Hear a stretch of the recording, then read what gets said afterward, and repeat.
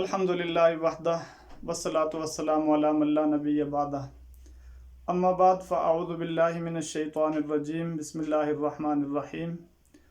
ثانی اثنین اذ ہما فی الغار اذ یقول لصاحبہ لا تحزن ان اللہ معنا وقال النبی صلی اللہ علیہ وسلم ارحم امتی بامتی ابو بکر صدق اللہ مولانا العظیم وصدق رسولہ النبی الکریم ونحن علی ذلک لمن الشاہدین والشاکرین والحمد للہ رب العالمین۔ دنیا صداقت میں تیرا نام رہے گا، دنیا صداقت میں تیرا نام رہے گا، صدیق تیرے نام سے اسلام رہے گا۔ ناظرین محترم، آج اسلامی قمری مہینے کی 20 تاریخ ہے اور آج کے ٹھیک ایک دن بعد یعنی 22 جمادی الثانی کی 22 تاریخ کو خلیفہ اول رفیق سفر و حضر یار غار و مزار جناب حضرت ابو بکر صدیق رضی اللہ تعالی عنہ، جو بالاتفاق امت کے عظیم ترین ہستی ہیں اور امت میں مقام پانے والوں میں سے سب سے بلند ترین مقام جس شخص کا ہے، ان کو ابو بکر صدیق رضی اللہ تعالیٰ عنہ کے نام سے پہچانا جاتا ہے۔ اور ان کے اس آنے والے وفات کے اس دن پر یہ سوچا کہ چند گزارشات آپ کے تعارف کے حوالے سے اور آپ کی عظمت کے حوالے سے، آپ کی شان کے حوالے سے ہم اپنے اس چینل کے ذریعے سے آپ کے گوش گزار کر دیں، تاکہ صدیق اکبر رضی اللہ تعالی عنہ کی شان میں چند کلمات کہنے والوں میں اور آپ کی تعریف یا آپ کے تعارف میں ہمارا بھی نام لکھ دیا جائے۔ اس لیے آج سبق کو موقوف کر کے ہم اس اہم ترین موضوع کو ذرا لے کر چلنا چاہتے ہیں، اور چونکہ ہمارا سبق یہاں اس اسٹوڈیو میں اس بورڈ کے ذریعے ہی ہوتا ہے، تو یہی سوچا کہ ہم بورڈ کو سامنے رکھ کے ہی چند چیزیں آپ کے سامنے بیان کر دیں گے، تاکہ اللہ رب العزت ہمیں حضرت ابو بکر صدیق رضی اللہ تعالیٰ عنہ کے ساتھ محبت، ان سے لگاؤ اور ان کے نقش قدم پر چلنے کی توفیق نصیب فرمائے۔ تو آئیں چلتے ہیں بورڈ کی جانب۔ خلیفہ اول حضرت ابو بکر صدیق رضی اللہ تعالیٰ عنہ، آپ کا نام عبداللہ ہے اور آپ کی کنیت ابو بکر ہے، اور آپ کا جو لقب ہے وہ صدیق بھی ہے اور عتیق بھی۔ دونوں جو لقب آپ کو ملے ہیں، دونوں کی وجہ کیا ہے وہ بھی بعد میں بیان ہوگی۔ آپ کے والد کا نام عثمان اور کنیت ابو قحافہ ہے۔ عرب کے لوگ جس طریقے سے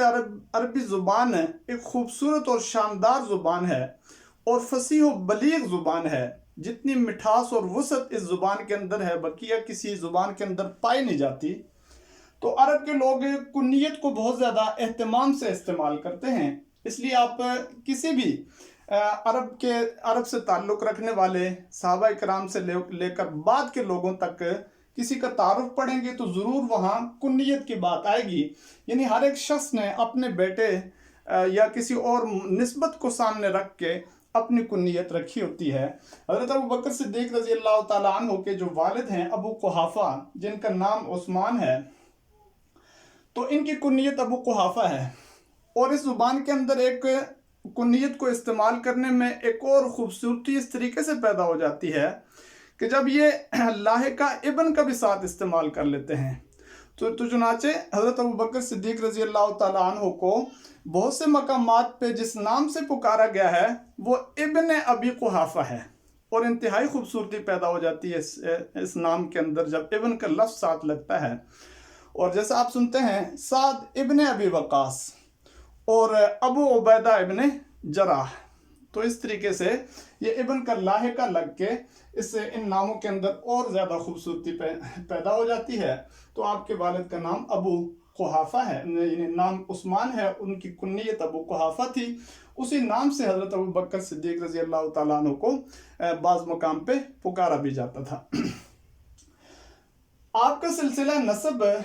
छठी पुश्त या 7वीं पुश्त में जाके नबी करीम सल्लल्लाहु अलैहि वसल्लम से जाके मिल जाता है। मुर्रा एक नाम आता है, उस पे जाके हज़रत अबू बकर सिद्दीक रज़ी अल्लाह ताला अन्हु का नसब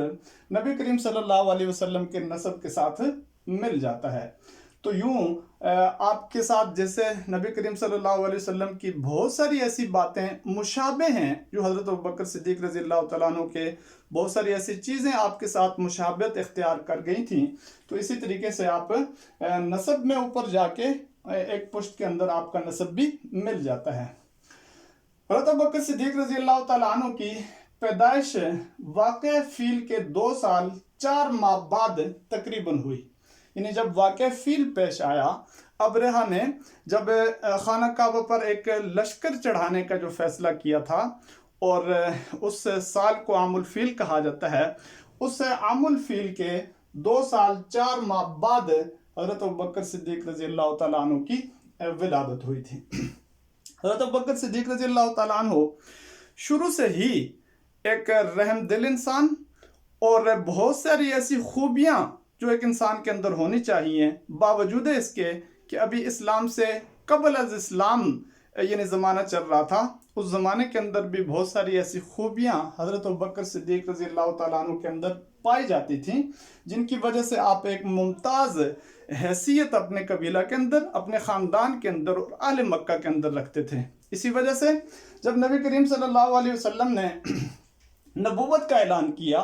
तो नबूवत के ऐलान के बाद सबसे पहले मर्दों में जो इस्लाम लाने वाली शख्सियत थी वो हज़रत अबू बकर सिद्दीक रज़ी अल्लाह ताला अन्हु की शख्सियत थी। और बताया ये जाता है कि जब इस्लाम आपके सामने पेश किया गया तो बिला चूं वचरा आपने उसे कबूल किया।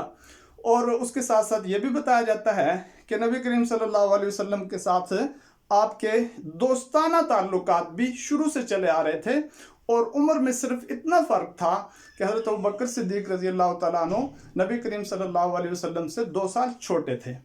तो इसके बावजूद कि एक दोस्ताना ताल्लुक़ था, आम असर होने के लिहाज से एक दूसरे के साथ दोस्ती भी थी, इसके बावजूद हज़रत अबू बकर सिद्दीक रज़ी अल्लाह ताला अन्हु ने इस्लाम को बिला चूं वचुरा तस्दीक की और आप पर इस्लाम लाए। लिहाजा मर्दों में सबसे पहले इस्लाम लाने वाली शख्सियत भी हज़रत अबू बकर सिद्दीक रज़ी अल्लाह ताला अन्हु की है।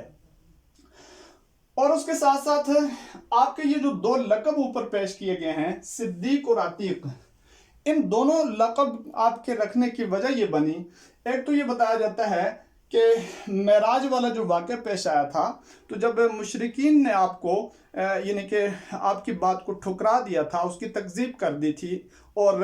न मानने वालों में जैसे दीगर बहुत सारी बातें वो नहीं मानते थे, इस बात को भी सरेआम आके उन्होंने नहीं माना। तो इस मौके पे हज़रत अबू बकर सिद्दीक रज़ी अल्लाह ताला अन्हु से जब पूछा गया तो आपने कहा कि इससे बड़ी कोई ख़बर हो तो वो भी मैं तस्दीक कर सकता हूँ नबी करीम सल्लल्लाहु अलैहि वसल्लम के हवाले से, ये तो बात मैं तस्दीक ज़रूर करूँगा। और उसके साथ साथ ये लिखते हैं कि हर मामले में नबी करीम सल्लल्लाहु अलैहि वसल्लम की तस्दीक करने में पहल की, कोई भी मामला आया तो उस मामले में सबसे पहल जिसने तस्दीक करने में की है वो अबू बकर सिद्दीक रज़ी अल्लाह ताला अन्हु की शख्सियत है। इस वजह से उनको सिद्दीक कहा जाता था। और उसके साथ साथ दूसरा आपका जो लक़ब है वो अतीक है।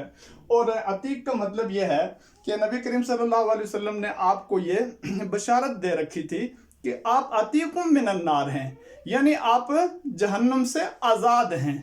और अल्लाह रब्बुल इज़्ज़त ने आपको जन्नत में ही दाखिल करना है। और बहुत सारी बशारतें इस हवाले से हज़रत अबू बकर सिद्दीक रज़ी अल्लाह ताला अन्हु से मुताल्लिक़ मौजूद हैं। और आपका ये खूबसूरत इरशाद भी मौजूद है कि मन सर्रहु अन यंजुरा इला अतीक़िम मिनन नार फलयंजुर अबा बकर,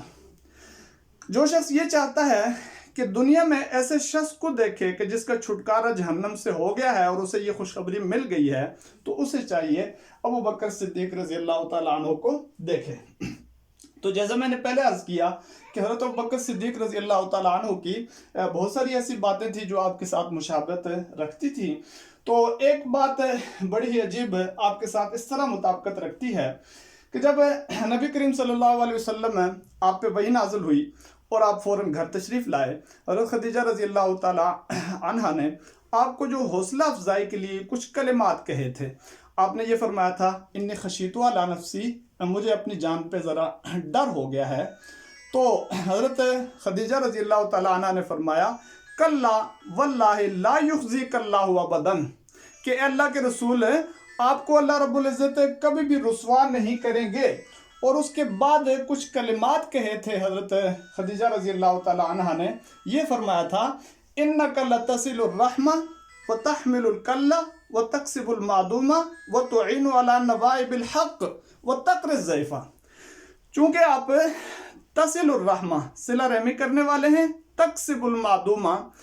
और खाली हाथ लोगों के लिए कमाई करने वाले हैं, वो तहमिलुल कल्ला, जो लोग बोझ तले दबे हुए हैं उनका बोझ उठाने वाले हैं, और वह तुईनु अला नवाइबिल हक़, हक़ के रास्ते में लोगों को जो तकालीफ और परेशानियाँ आती हैं उनमें आप, उन परेशानियों में आप उन लोगों की मदद करने वाले हैं, और वह तक़रिज़ ज़ैफ़ा, और उसके साथ साथ आप मेहमानों की मेहमान नवाजी करने वाले हैं। ये कलिमात हज़रत खदीजा रज़ी अल्लाह ताला अन्हा ने नबी करीम सल्लल्लाहु अलैहि वसल्लम के लिए कहे। तो इसी तरीके से जब हबशा की हिजरत का वक्त आया, मुसलमानों ने ये तय किया, ये पहली हिजरत है, हिजरत मदीना से पहले, तो हिजरत का वक्त आया, तो हज़रत अबू बकर सिद्दीक़ रज़ी अल्लाह ताला अन्हु चूँकि एक मुमताज़ मकाम रखते थे इस कुरैश के लोगों के अंदर और यहाँ मक्का के अंदर, तो आपने जब ये इरादा कर लिया कि मैं भी हिजरत करके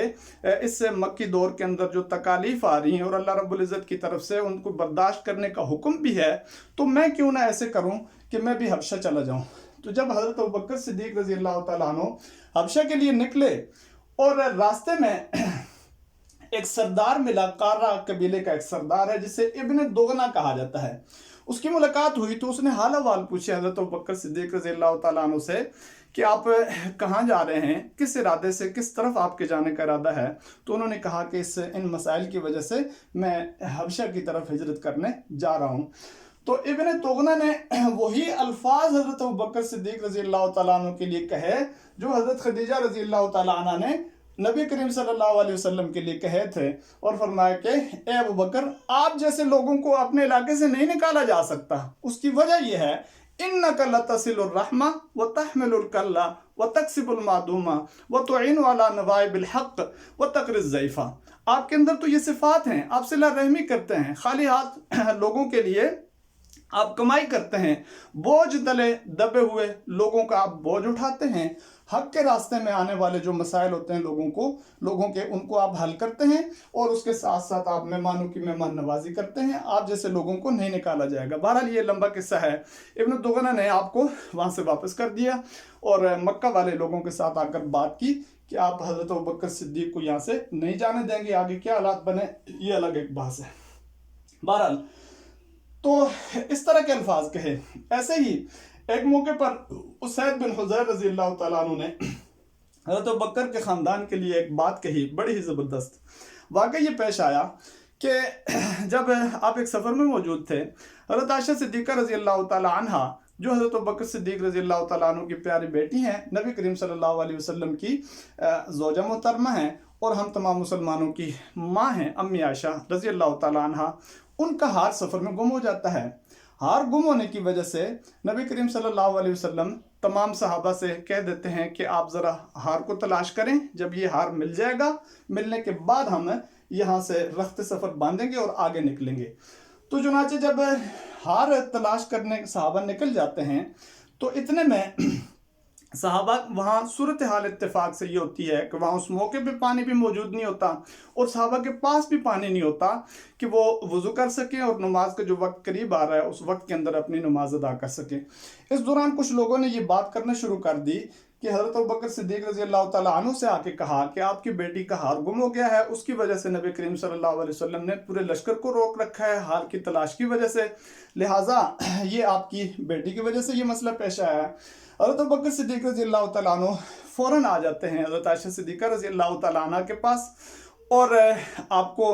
गुस्सा भी हो जाते हैं और जो बात कहनी होती है गुस्से के अंदर जो एक बाप बेटी से कह सकता है वो सारी बातें भी कहते हैं اور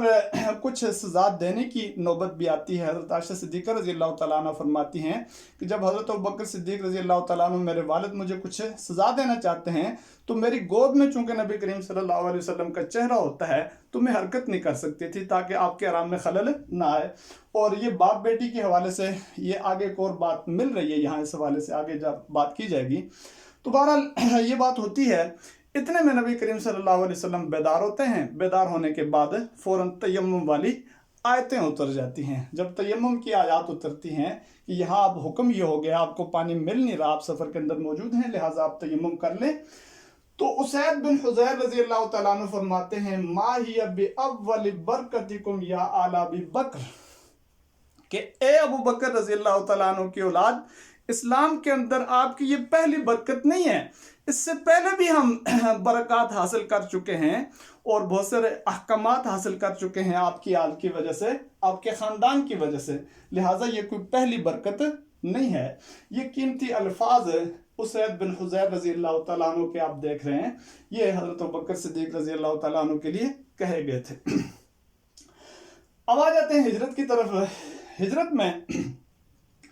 جب آپ یہ بات بڑی واضح ہے کہ نبی کریم صلی اللہ علیہ وسلم نے اللہ رب العزت کے حکم کے مطابق اس چیز کا انتظار کیا کہ جب بقیہ مسلمان ہجرت کر کے مدینہ چلے جائیں گے تو مجھے باقاعدہ اللہ رب العزت کی طرف سے حکم آئے گا نکلنے کا، تو میں نکلوں گا۔ اور ویسے بھی آپ کا جو ساتھ رہتا تھا ہر موقع پہ حضرت ابوبکر صدیق رضی اللہ تعالیٰ عنہ کا تھا،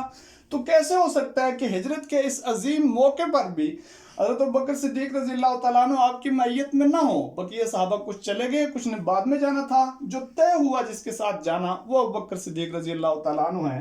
بہرحال آپ یہاں سے نکلے۔ غار ثور کا جو واقعہ آتا ہے اس میں نے 2 روایات ان کے الفاظ لکھے ہیں۔ ایک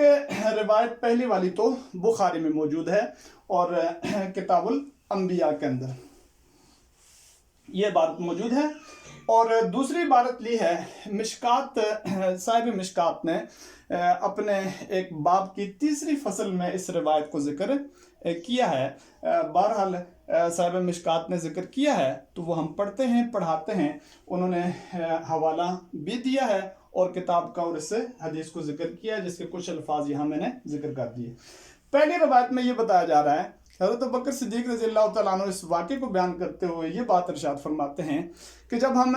سخت دوپہر کے وقت ہم سفر کر رہے تھے دونوں، تو جب دوپہر کا وقت ہو گیا تو ہم نے چاہا کہ کوئی ایسی جگہ ہو جہاں سایہ ہو اور ہم تھوڑی دیر کے لیے وہاں رک جائیں، آرام کریں۔ تو چنانچہ ہمیں دور سے ایک چٹان نظر آئی، لمبی چٹان تھی اور یوں معلوم ہوتا تھا کہ اس چٹان میں ہم سایہ حاصل کر سکیں گے، تو ہم وہاں چلے گئے اور میں وہاں پہ پہنچا۔ میں نے اندر جا کے اس چٹان کو صاف، اس کے نیچے جو جگہ تھی بیٹھنے کی یا لیٹنے کی، اسے صاف کیا، اور صاف کرنے کے بعد نبی کریم صلی اللہ علیہ وسلم کو میں نے ان سے عرض کیا کہ آپ تشریف لائیں اور یہاں آرام کریں۔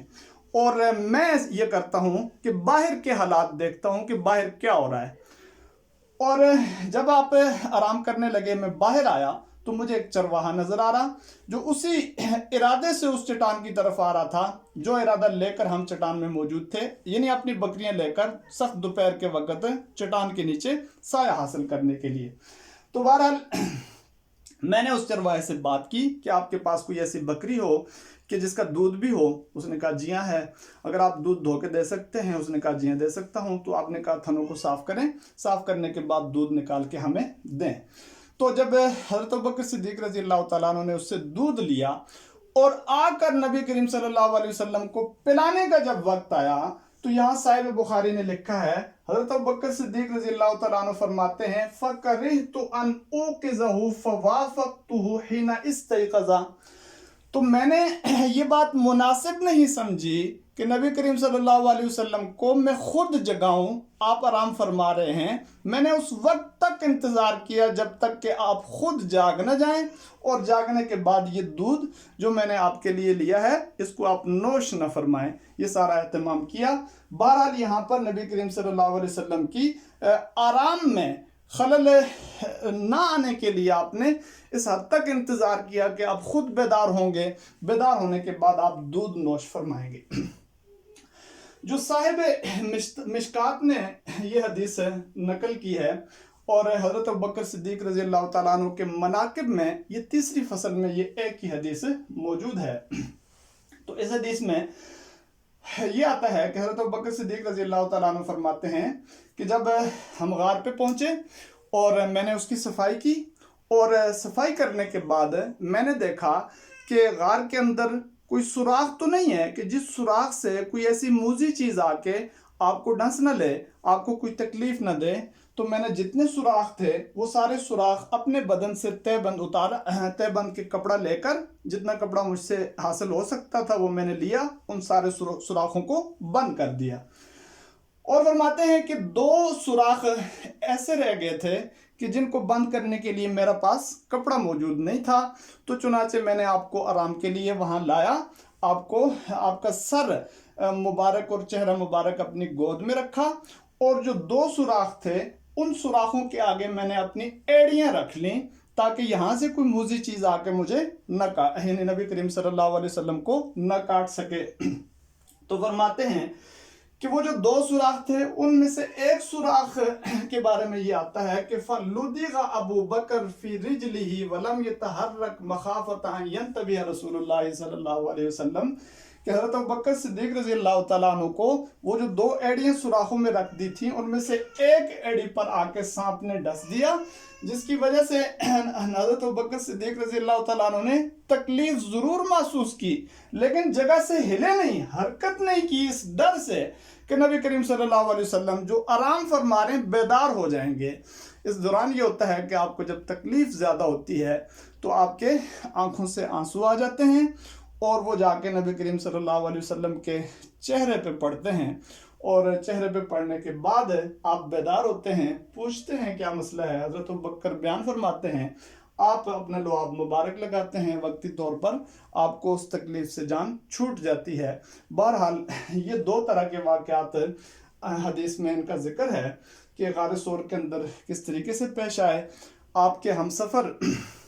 इस ख़ास मौके पर आपके साथ हैं, और कितनी ही ज़्यादा नेकियां समेट रहे हैं, जिन नेकियों के बारे में हज़रत उमर फ़ारूक रज़ी अल्लाह तआला अन्हु ने हज़रत अबू बकर सिद्दीक़ रज़ी अल्लाह तआला अन्हु से ये फरमाया कि आप उस गार के अंदर एक जो आपने रात नबी करीम सल्लल्लाहु अलैहि वसल्लम की मैयत में गुजारी है, उस रात का सवाब मुझे दे दें, बकिया सारे सवाब जो मेरा सवाब है वो आप ले लें। लेकिन हज़रत अबू बकर सिद्दीक़ रज़ी अल्लाह तआला अन्हु के पास ये कीमती असासा मौजूद था। चुनाचे इसके बाद हिजरत हो गई, और आपने रफ़ाकत के अंदर सब कुछ किया, अपना माल भी लुटाया, और आपके साथ हर मौके पे खड़े हुए, हर तरीके से साथ दिया। सहाबा कराम फरमाया करते थे कि हम अक्सर ये सुना करते थे कि नबी करीम सल्लल्लाहु अलैहि वसल्लम ये फरमाते कि मैं एक जगह गया, मेरे साथ अबू बकर और उमर थे, और मैं वहाँ से निकला, मेरे साथ अबू बकर और उमर थे, लिहाजा ये मैयत में ज़िंदगी गुजरती रही। एक वाक़े का यहाँ जिक्र करेंगे कि वाक़ई ये हुआ एक मरतबा हज़रत उमर फ़ारूक रज़ी अल्लाह तआला अन्हु के साथ हज़रत अबू बकर सिद्दीक़ रज़ी अल्लाह तआला अन्हु की कोई बात हो गई, यानी आपस में हल्की सी कोई ऐसी यानी मुखासमत जिसे कह दें आप हो गई। और उसके बाद ये हुआ कि हज़रत अबू बकर सिद्दीक़ रज़ी अल्लाह तआला अन्हु फ़ौरन इस वाक़े के बाद नबी करीम सल्लल्लाहु अलैहि वसल्लम की खिदमत में जाने लगे। और हदीस में आता है, बुखारी शरीफ की हदीस है, आख़िज़म बितरफ़ि सौबिही हत्ता अब्दा अन रुकबतैही, कि हज़रत अबू बकर सिद्दीक़ रज़ी अल्लाह तआला अन्हु अपने कपड़ों का एक किनारा पकड़े हुए थे और अपने घुटना जाहिर किए हुए थे। इस दौरान आप इसी तरीके से आपकी खिदमत में वहाँ पहुँच गए, और वहाँ आप जाने लगे। जब पहुँचे तो नबी करीम सल्लल्लाहु अलैहि वसल्लम ने फरमाया कि अम्मा साहिबुकुम कद गामरा, ऐसे लगता है कि तुम्हारा जो दोस्त है अबू बकर वो कहीं किसी से झगड़ के आ गया है, तो मुझे लगता है ऐसे आसार ऐसे लगते हैं। चुनाचे आप बैठ के वहाँ पे तशरीफ़ रखा, और उसके बाद हज़रत उमर फ़ारूक रज़ी अल्लाह तआला अन्हु को जब एहसास हो गया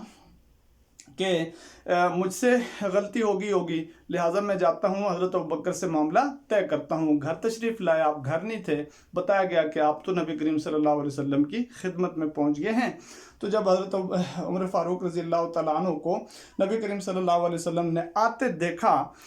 تو آپ کا چہرہ ذرا تبدیل ہو گیا غصے کی وجہ سے۔ حضرت ابوبکر صدیق رضی اللہ تعالیٰ عنہ کے بارے میں آتا ہے کہ اشفق فجثا علی رکبتیہ، کہ آپ اس کی وجہ سے گھبرا گئے اور نبی کریم صلی اللہ علیہ وسلم کے قریب گھٹنوں کے بل ہو کے بیٹھ گئے کہ کہیں آپ کا غصہ مزید زیادہ بڑھ نہ جائے۔ چنانچہ بات چیت ابھی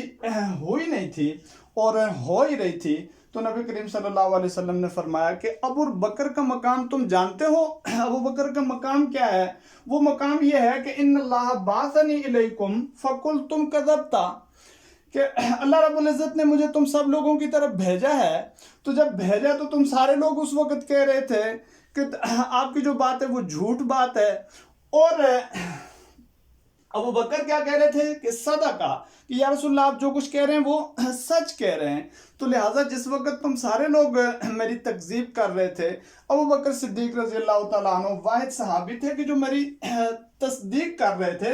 وَوَاسَانِي بِنَفْسِهِ وَمَالِهِ، اور حضرت ابوبکر صدیق رضی اللہ تعالیٰ عنہ نے اپنا جان مال سب کچھ مجھ پہ لٹایا ہے۔ فَهَلْ أَنْتُمْ تَارِكُوا لِي صَاحِبِي، کیا اب تم میرے اس دوست کو تنگ کرنے سے باز آؤ گے یا نہیں آؤ گے؟ فَلَنْ تُمْ تَارِكُوا لِي صَاحِبِي، یہ 2 مرتبہ فرمایا کہ کیا اب تم میرے اس دوست کو، جس کا یہ مقام ہے کہ جب سب تکذیب کر رہے تھے یہ تصدیق کر رہا تھا، اس کو تکلیف دینے سے باز آؤ گے یا نہیں آؤ گے؟ یہ 2 مرتبہ آپ نے فرمایا۔ صحابہ فرماتے ہیں کہ اس کے بعد کبھی بھی کسی صحابی کا حضرت ابوبکر صدیق رضی اللہ تعالیٰ عنہ کے ساتھ اس طرح کا معاملہ نہیں ہوا۔ تو چنانچہ یہ زندگی گزرتی رہی اور اس کے دوران بہت سارے واقعات پیش آتے رہے، آپ خوشخبریاں بھی دیتے رہے، اور چنانچہ 10 صحابہ کرام ایسے ہیں کہ جن کو جنت کی خوشخبری ملی ہے۔ ان میں پہلا نمبر حضرت ابوبکر صدیق رضی اللہ تعالیٰ عنہ کا ہے، خلفائے راشدین میں آپ کا پہلا نمبر ہے۔ اور آپ کے جو دوسرے سب سے زیادہ حیثیت جن کو دی جاتی تھی آپ کی محفل میں اور جن کو مقام دیا جاتا تھا، وہ حضرت عمر فاروق رضی اللہ تعالیٰ عنہ تھے۔ اور نبی کریم صلی اللہ علیہ وسلم فرمایا کرتے تھے کہ کوئی نہ بھئی ایسا نہیں ہے کہ جس کے 2 وزیر آسمان اور زمین پہ نہ ہوں، تو لہٰذا میرے 2 وزیر جو ہیں آسمان پہ وہ جبرائیل اور میکائیل ہیں، زمین پہ جو میرے 2 وزیر ہیں وہ ابو بکر اور عمر ہیں، ان کو زیادہ حیثیت اس طرح کی حاصل ہے۔ تو چنانچہ صحابہ کرام یہ مقام اور مرتبہ ان دونوں کا دیکھتے رہتے تھے۔ ایک مرتبہ صحابہ کرام فرماتے ہیں خرج ذات یومن ودخل المسجد وابو بکر و عمر احدہما یمینی والآخر عن شمالی، کہ آپ نکل کے آئے، مسکرا رہے تھے، حضرت ابوبکر اور حضرت عمر بھی مسکرا رہے تھے، دائیں جانب حضرت ابوبکر تھے، بائیں جانب حضرت عمر رضی اللہ تعالیٰ عنہ تھے، اور فرماتے ہیں کہ وہ آخذ بأیدیہما، کہ نبی کریم صلی اللہ علیہ وسلم نے دونوں کے ہاتھ پکڑے ہوئے تھے، فقال ھکذا نبعث یوم القیامہ، اور فرما رہے تھے کہ اسی طریقے سے ہم قیامت کے دن اٹھائے جائیں گے۔ تو اللہ رب العزت نے تینوں کا مقام بھی ایک جگہ رکھا، اور نبی کریم صلی اللہ علیہ وسلم کی قبر کی ایک جانب، دائیں جانب حضرت ابوبکر کی قبر ہوئی، اور بائیں جانب جو ہے حضرت عمر فاروق رضی اللہ تعالیٰ عنہ کی قبر ہوئی۔ تو اس طریقے سے یہ آپ کا مقام دنیا میں صحابہ کرام کو سامنے نظر آتا رہتا تھا۔ ایک بڑی مشہور بات ہے کہ جب نبی کریم صلی اللہ علیہ وسلم نے آخر زندگی میں جب آپ بیمار پڑ گئے تھے اور اسی بیماری کی حالت میں آپ کی وفات بھی ہوئی تھی، تو اس وفات کے موقع پر وفات سے پہلے نبی کریم صلی اللہ علیہ وسلم نے اپنی بیماری میں حضرت ابوبکر صدیق رضی اللہ تعالیٰ عنہ کو امامت کے لیے آگے کیا تھا۔ اور اس بارے میں 2 طرح کی حدیث آتی ہیں۔ ایک حدیث یہ آتی ہے کہ آپ جب حضرت ابوبکر صدیق رضی اللہ تعالیٰ عنہ آپ کے مصلی پہ کھڑے ہو کر امامت کروا رہے تھے، تو نبی کریم صلی اللہ علیہ وسلم نے پردہ ہٹا کے دیکھا اور دیکھ کر خوش ہوئے کہ میرے مصلی پہ اور میرے مقام پہ میرا ایک صحابی میری موجودگی میں کھڑا ہے، نماز پڑھا رہا ہے، اور یہ خوشی کی بات ہوتی ہے کہ میرے بعد بھی صحابہ کرام اسی طریقے سے اکٹھے ہو کر اپنے ایک صحابی کے پیچھے نماز پڑھ رہے ہوں گے۔ اور دوسری حدیث میں یہ بات بھی آتی ہے کہ ایک مرتبہ آپ اسی دوران نماز کے دوران تشریف لے گئے وہاں مسجد میں، اور جب آپ تشریف لے گئے تو حضرت ابوبکر صدیق رضی اللہ تعالیٰ عنہ اپنی جگہ سے ہٹ گئے اور آپ کو اپنی جگہ دے دی، آپ وہاں بیٹھے رہے، بیٹھ کے نماز آپ پڑھاتے رہے۔ حضرت ابوبکر صدیق رضی اللہ تعالیٰ عنہ کھڑے ہو کر مکبر بنے رہے، تکبیر کہتے رہے، چنانچہ یہ نماز اسی طریقے سے ادا ہوئی۔ تو نماز کے بعد نبی کریم صلی اللہ علیہ وسلم نے حضرت ابوبکر صدیق رضی اللہ تعالیٰ عنہ سے فرمایا کہ مالک یا ابا بکر او ماتک ان تقوم مقامک،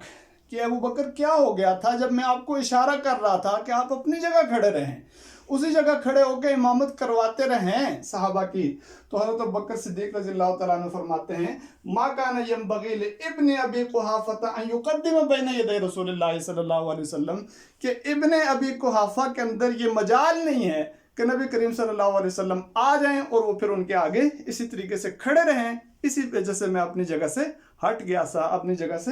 ہل گیا تھا، اور چنانچہ اس طریقے سے وہ نماز ادا کی گئی۔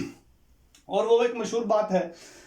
کہ ایک موقع پہ نبی کریم صلی اللہ علیہ وسلم نے فرمایا تھا کہ مجھے 3 چیزیں پسند ہیں، تو چنانچہ سب کی باری آئی، ہر ایک نے اپنی اپنی 3 چیزیں جو پسندیدہ تھیں وہ بیان کی۔ تو حضرت ابوبکر صدیق رضی اللہ تعالیٰ عنہ کی باری جب آئی تو آپ نے جو 3 چیزیں بیان فرمائیں وہ یہ تھیں، ایک یہ فرمایا تھا کہ النظر الی وجہ رسول اللہ صلی اللہ علیہ وسلم، دنیا میں مجھے جو چیز پسند ہے وہ یہ ہے کہ میں اپنے پیارے پیغمبر کا چہرہ دیکھتا رہوں، اور یہ دیکھنا اللہ رب العزت نے ان کو اس طریقے سے بھی نصیب کیا تھا کہ دونوں اکیلے تھے اور غار ثور میں تھے اور آپ کی گود میں آپ کا چہرہ تھا، تو چنانچہ یہ سارے مناظر آپ نے دیکھے ہوئے تھے، اس لیے فرماتے تھے کہ میں آپ کے چہرے کی طرف دیکھتا رہوں۔ اور فرمایا کہ وَأَن تَكُونَ بِنْتِي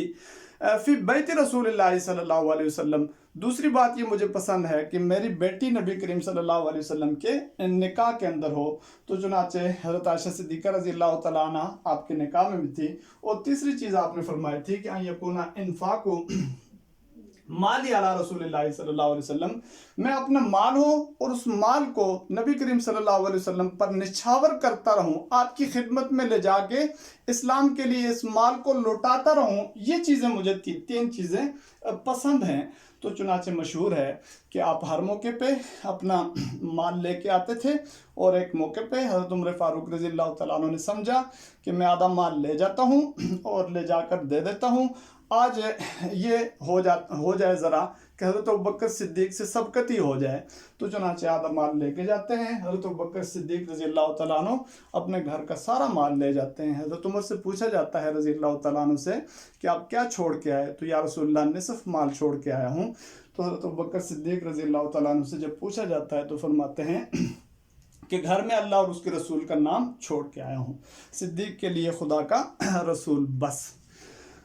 اور اسی وجہ سے فرمایا نبی کریم صلی اللہ علیہ وسلم نے کہ ما لأحد عندنا یدن الا وقد کافیناہ، ہم پر جتنے بھی لوگوں کا کوئی احسان تھا تو ہم نے جہاں تک اس کا بدلہ ہو سکتا تھا دے دیا ہے، چکا دیا ہے۔ ہر ایک شخص کے احسان کا بدلہ، جس نے مال دیا ہے، جس نے جان لگائی ہے، جس نے سب کچھ اپنا قربان کیا ہے، اس سب کا بدلہ دے دیا ہے۔ ما خلا ابا بکر، سوائے حضرت ابوبکر صدیق رضی اللہ تعالیٰ عنہ کے، فإن له عندنا یدن یکافیہ اللہ یوم القیامہ، ان کا جو ہم پر احسان ہے وہ احسان، اس کا بدلہ جو ہے وہ اللہ رب العزت آخر میں ہی دیں گے۔ تو چنانچہ یہ عظیم ترین ہستی اور عظیم ترین شخصیت تھی جن کے بارے میں چند باتیں میں نے یہاں گوش گزار کر دی آپ کے، اور ان کا ایک تعارف بھی سامنے رکھ دیا۔ تو ان کو یاد رکھنا، ان کا تعارف یاد رکھنا، ان کی باتوں پہ عمل پیرا ہونے کی کوشش کرنا، اور ایسے نہ ہو پائے کہ کہیں ان کی جو ہمارے دلوں میں محبت ہے اس میں کمی آ جائے، اس چیز کا لحاظ رکھنے کے لیے بار بار آپ کا تذکرہ پڑھنا، آپ کے تذکرے سے واقف ہونا، یہ ہر مسلمان کا فرض ہے۔ اور نبی کریم صلی اللہ علیہ وسلم کے بہت سارے معاملات کے اندر یہ ہوتا تھا جب حضرت عمر فاروق رضی اللہ تعالیٰ عنہ موجود ہوتے تھے، بہت ساری ایسی قرآن کی آیات ہیں جو حضرت عمر فاروق رضی اللہ تعالیٰ عنہ کے جو مشورہ دیتے تھے اس کے مطابق قرآن کی آیات نازل ہو جاتی تھیں۔ یہ پھر کبھی جب موقع آئے گا تو اس کو بھی بیان کیا جائے گا، لیکن 2 موقع ایسے تھے کہ عمر فاروق رضی اللہ تعالیٰ عنہ ان موقعوں کے اندر یہ نہیں ہو سکا کہ آپ آگے بڑھتے، حضرت ابوبکر صدیق رضی اللہ تعالیٰ عنہ نے ان معاملات کو سنبھالا۔ ایک جب آپ کی وفات ہو گئی اور وفات کے بعد حضرت عمر فاروق رضی اللہ تعالیٰ عنہ نے اعلان کر دیا کہ کوئی شخص کہے گا کہ نبی علیہ السلام فوت ہو گئے ہیں تو میں اس کو نہیں چھوڑوں گا، کوئی شخص زبان سے یہ بات کہے ہی نہ، ان کا دل اس بات کو گوارا ہی نہیں کر رہا تھا۔ ابوبکر صدیق رضی اللہ تعالیٰ عنہ سامنے آئے اور آپ نے فصیح و بلیغ خطبہ دیا، اور خطبے کے اندر وہ ساری آیات پڑھی، اور آیات کے ساتھ یہ جملہ بھی کہا، من کان یعبد محمدن فإن محمدن قد مات ومن کان یعبد اللہ فإن اللہ حی لا یموت۔ جس نے محمد کی عبادت کرنی تھی وہ تو چلے گئے ہیں، ان کی عبادت تو ہم نہیں کرتے، عبادت ہم اللہ کی کرتے ہیں، اور اللہ رب العزت کی ذات ہمیشہ کے لیے زندہ ہے۔ تو چنانچہ یہ بات ہے، اس موقع پہ حضرت ابوبکر صدیق رضی اللہ تعالیٰ عنہ نے اس بات کو سنبھالا، اور اس کے بعد جب ارتداد کا فتنہ سامنے آ گیا، اور ایک تو مسلمہ کذاب کے ساتھ معاملات جو لڑائی کے چل رہے تھے، وہ لشکر جو آپ نے تیار کر رکھا تھا، حضرت ابوبکر صدیق رضی اللہ تعالیٰ عنہ نے اسی طریقے سے اسے بھیجا، اور دوسرا یہ کہ کچھ لوگوں نے زکوٰۃ دینے سے انکار کر دیا تھا کہ ہم زکوٰۃ نہیں دیں گے۔ تو حضرت ابوبکر صدیق رضی اللہ تعالیٰ عنہ نے فرمایا تھا کہ کوئی شخص اونٹ کا پاؤں باندھے جتنی جو رسی ہوتی ہے، جو اس کے پاؤں باندھنے کے لیے استعمال ہوتی ہے قال، اس کو دینے سے بھی انکار کرے گا، میں اس کے ساتھ لڑائی کروں گا۔ تو حضرت عمر فاروق رضی اللہ تعالیٰ عنہ اس موقع پہ کہنے لگے کہ یا خلیفۃ رسول اللہ، کہ اللہ کے رسول کے خلیفہ، آپ لوگوں پہ سختی نہ کریں اور ذرا نرمی والا معاملہ کریں کہ کس طریقے کی آپ بات کر رہے ہیں۔ تو حضرت ابوبکر صدیق رضی اللہ تعالیٰ عنہ نے حضرت عمر فاروق رضی اللہ تعالیٰ عنہ سے فرمایا کہ آپ زمانہ جاہلیت کے اندر تو بڑے ہی یعنی کہ غیرت مند ہوتے تھے، اور اب آپ کیوں اللہ رب العزت کے دین کے اندر سستی دکھا رہے ہیں؟ اور یہ بھی ساتھ فرمایا کہ اللہ رب العزت نے اپنا دین پورا کر دیا ہے اور اس کے معاملات پورے ہو گئے ہیں، اور اَيَنْقُصُ الدِّينُ وَأَنَا حَيٌّ، کیا آپ دین میں ذرا سی کمی آنے لگ جائیں اور ابوبکر صدیق جو ہے وہ زندہ رہے، یہ کیسے ہو سکتا ہے؟ تو اس موقع پہ حضرت ابوبکر صدیق رضی اللہ تعالیٰ عنہ نے اپنی جو ایک بات تھی اس کو لے کر سامنے آئے اور صحابہ کرام سے منوایا کہ اب جو چلنا ہے اسی طریقے سے جیسے ابوبکر صدیق رضی اللہ تعالیٰ عنہ کے فیصلے ہیں۔ تو چنانچہ آپ نے اس موقع پر یہ فیصلہ بھی منوایا۔ تو چنانچہ نبی کریم صلی